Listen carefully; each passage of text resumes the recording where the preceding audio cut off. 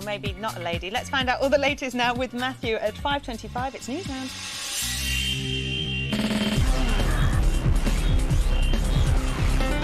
This is Newsround, live on Tuesday the 10th of April.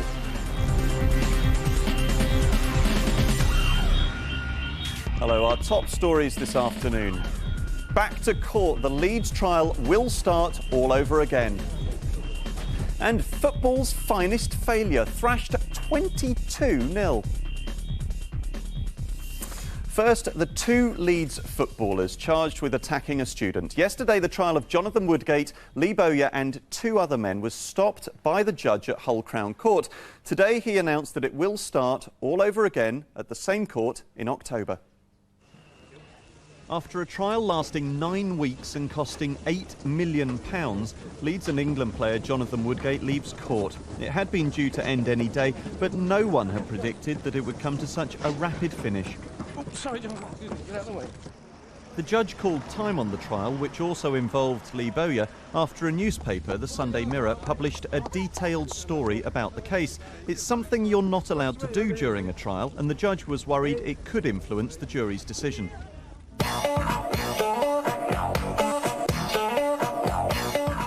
This is a case that's generated much publicity for football as a whole, and especially for Woodgate and Bowyer's team. Elland Road, it's home, if you believe the local newspapers, to one of the most successful English football teams around at the moment. Also home to some of the most promising young footballers this country's got to offer. The story goes back to January last year, when a 20-year-old student was attacked in this Leeds street. The men arrested for the attack included Woodgate and Bowyer. The retrial's due in October, but there's been so much coverage of this one that Bowyer and Woodgate's lawyers may try to stop it, saying that any new trial would be unfair. So today, fans like this are left wondering exactly what happened that night in January. Bowyer and Woodgate are free to continue their football careers, but today's decision leaves the case hanging over them and Leeds United. More news, more court cases, and Eminem is facing his toughest ever audience. He's going before a judge today to find out if he'll be punished for carrying a gun and hitting a man last year. Chris Evans and Billie Piper are rumoured to be getting married. Now, they've made no announcement themselves, but if they do set a date, I guess you can expect a new Billie album out at roughly the same time. And it's the golf tournament where the balls were pink and the greens were white. This competition in the Arctic was played entirely on snow and ice. The winner finished 10 snowballs ahead of her nearest rival. Next to something affecting millions of you, poverty. 4.5 million children come from families who struggle to afford basic things like food and clothes. Today, family charities got together to try and do something about it.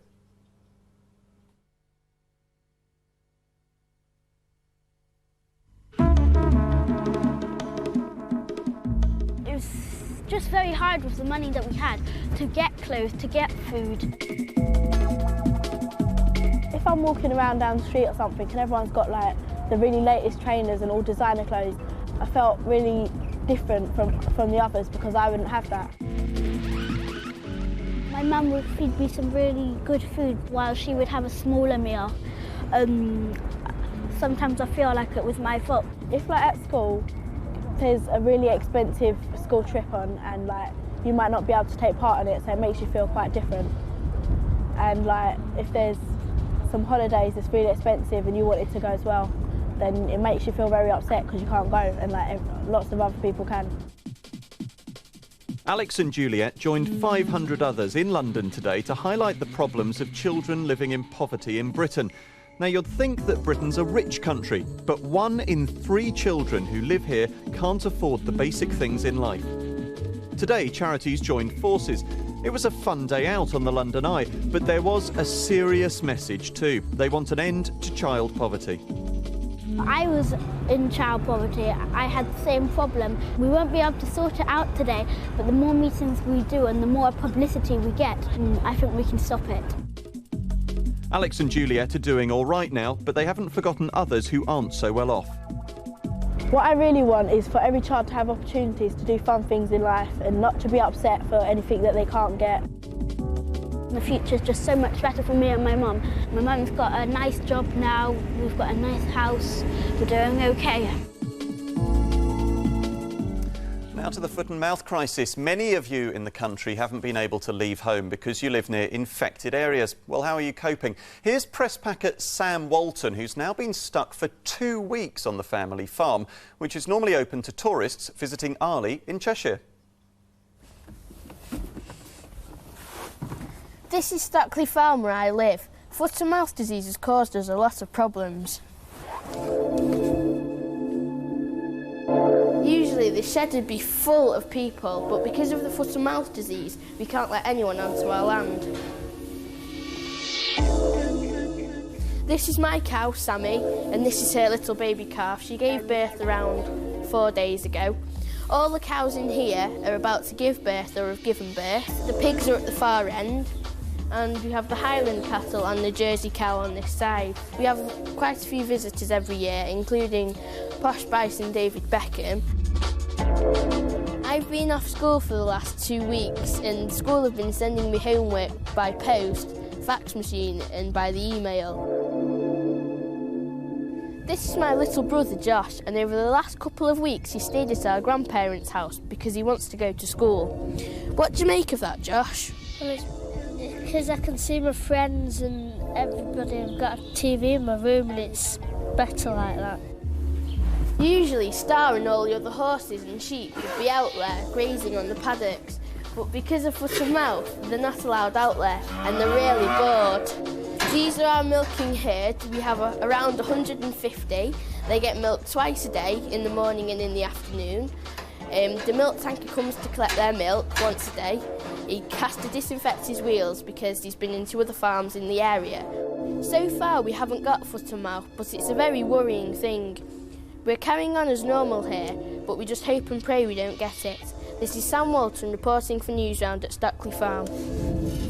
Brilliant report, Sam. Finally, the biggest ever defeat in international football. The game first round World Cup qualifiers, the winners, Australia. The losers, the national team of the Pacific island, Tonga.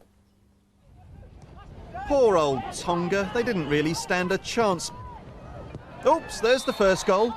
Then came their second. And third.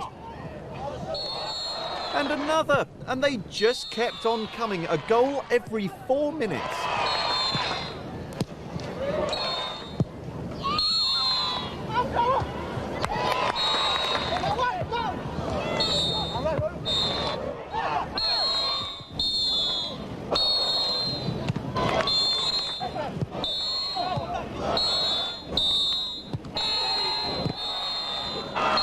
Oh dear. Final score, an embarrassing 22-0. Glad they're not my team. That's it from Newsround today. Join us again tomorrow live at 5:25. Goodbye.